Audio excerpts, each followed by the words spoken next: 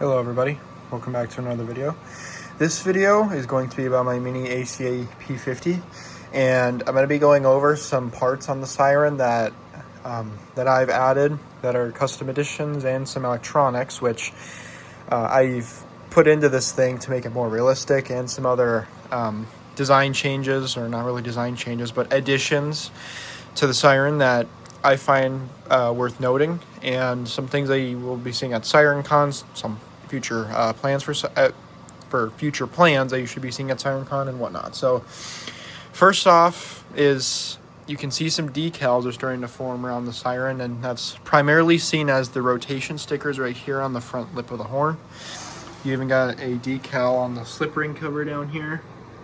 You know, the standard American Signal Corporation logos, and you even got some on the back cone, which I have taken off and is right here. The reason parts are taken off is because I shot this video at another time, but I was sick of taking the parts off while recording, so I decided to retake it with the parts off to make it easier. But in terms of decals, that's all I've got right now. I'm waiting for one decal to show up, which should be here on Thursday, April 9th.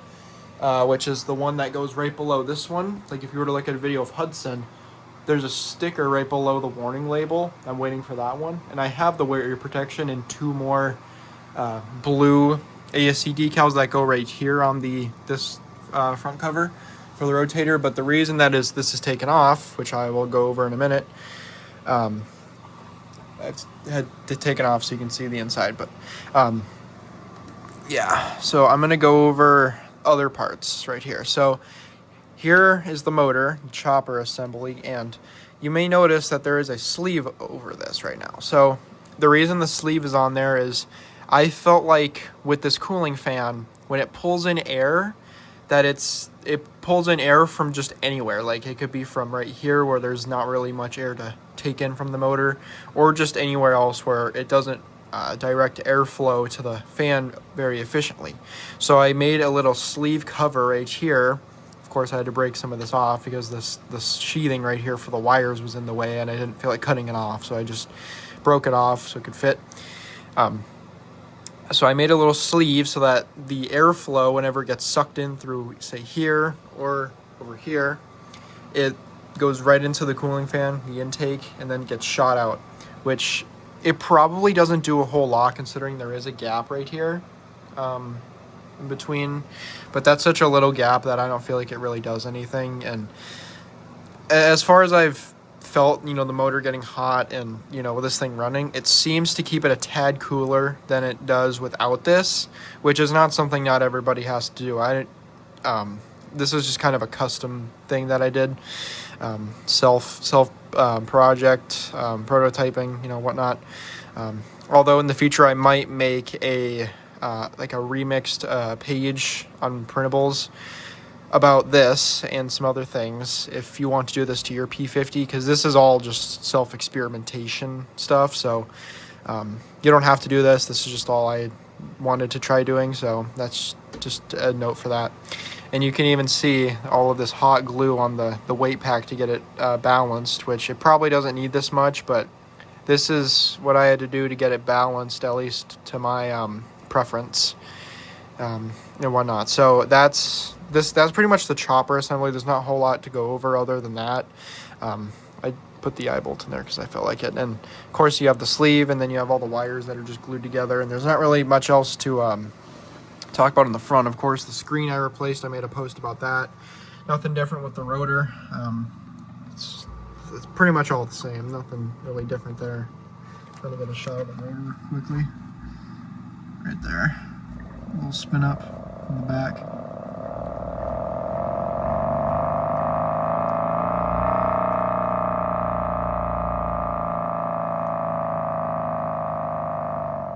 There's a little spin up right there if anybody wanted to see that. But yeah, aside from the screen, that's really all there is on this portion of the Siren.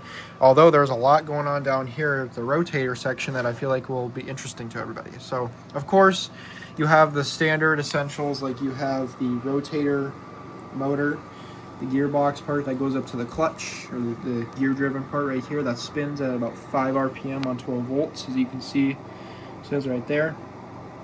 5 volts, or 5 RPM, not 12 volts, sorry. And it goes to the outer rotator tube right there, which swivels the Siren on top of the thrust bearing. So that's the main parts of the rotator, but there is some extra stuff right here that is worth noting. So I'll take this tape off right here, which I'll explain why it's there in just a minute. But you see a lot of cool electronics in here. Now, the reason all of these electronics are in here is for one main reason, and that is because on 12 volts, this rotator motor actually spins too fast comparing to real P-50s like Hudson, which this thing is based off of. Now, it's not a huge issue that it rotates slightly too fast on 12 volts. I just wanted to try seeing if I could fix that by getting some sort of power supply with a different power module that would change the voltage being sent to the rotator motor to make it spin at the right speed, in which I did do that. Thanks to a friend, you know who you are. So thanks to whoever, you know who I'm talking to. But yeah, basically the setup is you have the 120 line, which is the black thicker cord right there. You can see at the very bottom, covered in more hot glue. Probably used too much, but you know, it works. But of course you have the 120 that goes to the chopper, you know, the slip rings way back in here, the two that go back there. Then you have two light wires right here, which also come from the 120 line, which goes to this LED driver right here, which converts 120 volts or 240 to 12 volts at 1 amp, which there's no delay on this, so you don't have to worry about plugging it in and then this thing powering on a second later. It powers up right away. Same with this thing, by the way. And the output to this, the 12 volts, goes to this board right here, which this board, in long story short, converts 12 volts to whatever voltage is set to this LCD, or not LCD, but this screen right here. Now you can tweak it by turning this little screw right here, although you have to turn it quite a bit to actually get it to switch voltage, but you turn this tiny little copper, I think that's copper screw, whatever the gold screw is right there, and based on what the LED says, not the LED, but the screen, whatever the screen says is the amount of output voltage this thing outputs, which is, this rotator motor is connected to the output, obviously. Now, the voltage this thing needs to run at the right speed is 10.2 volts. At least from what I've noticed with real Hudson comparing the, rotating next to this in video, 10.2 volts seems to be the right speed, because 10.3 is slightly too quick and 10.1 is just too slow. So 10.2 is just about the common middle ground. It probably isn't the right speed to exact, but it's definitely a lot better than it running on 12 volts, I have to say. So that fixed my problem there, which actually it's a fairly compact system. When putting the main rotator cover right here on, it actually covers all of it up really nicely. There's not really anything to complain about there. But there is one thing that I have to nick on about, is when this thing is powered on, the light from the screen here, and there's another light that turns on right next to it, which is probably really hard to see. You probably can't even see it, but there's another light in there that turns on, which is also really bright, which you can see glow through this rotator box. So what I did, as you saw, is I have to put a piece of tape over the light and the screen so that it doesn't shine through the rotator box. So that pretty much solves that. So with all that said, putting this on here seals the deal, and it you know, it solves all problems. So the light isn't going to shine through the top of the box right here. It's just going to shine onto the outer rotator tube there, possibly maybe another direction, but it shouldn't be shining through the rotator box, because this thing does have a translucency issue where you can see through things. Like if you were to put a light up against this thing, you can see it shine through the other side, which with how thin these parts are, it's kind of inevitable. It's kind of going to happen anyway. Like, you can't see it, but if I were to look on the other side of this rotator box, I can see light through it from the phone flash. But yeah, that's pretty much it for this. And like I said, the reason I need to reprint this is, as you can see, it's broken. Now the reason this is broken is when I was removing supports on this thing, I'll just put it right here, I was taking off supports. I was going from this side over to this side, and when I was doing that, when I got to the end here, these little thin parts right here, I ripped off the support thinking this wasn't going to break, and of course it did. So I was like, oh no, what am I going to do about this? So I tried pressing it down. I tried gluing it at first. The glue came off, and then I tried to weld it with my soldering iron, which I tried to do over here. Probably hard to see, but that weld broke. So then I tried to glue it again, but of course it didn't work, and it doesn't even go down all the way anymore. So that is something I will have to reprint when I get the filament. And then of course this part right here, there was a blob. Since this was printed with my old nozzle on my printer, it messed up right there. And there was a lot of other fuck ups on this thing too. Like there was some mess ups on the side here.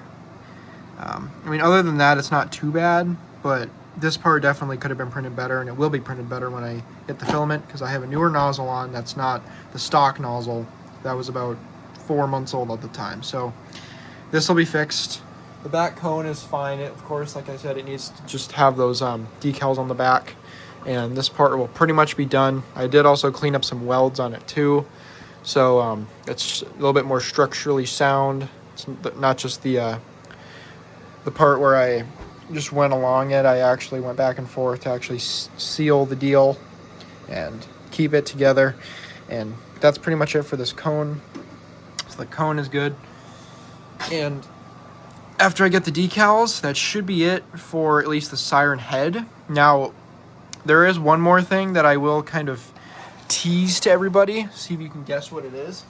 But what I got back here, if I can grab it from where it's sitting, is a giant PVC pole. Now, if you've been paying attention to the maker of this Siren, which is Harold Hi-Hat, sometimes he mounts his Sirens on poles.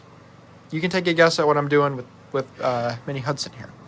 So I got a giant PVC pole. That's all the hints I'm going to give you. So after I get the decals on and the rotator box reprinted and all of that, that's not going to be the only thing I'm doing with this thing. There's that one last thing I got to do. So you can take a guess at what I'm doing there. But aside from that, Mini Hudson is very, very close to being done. Probably like 95% complete.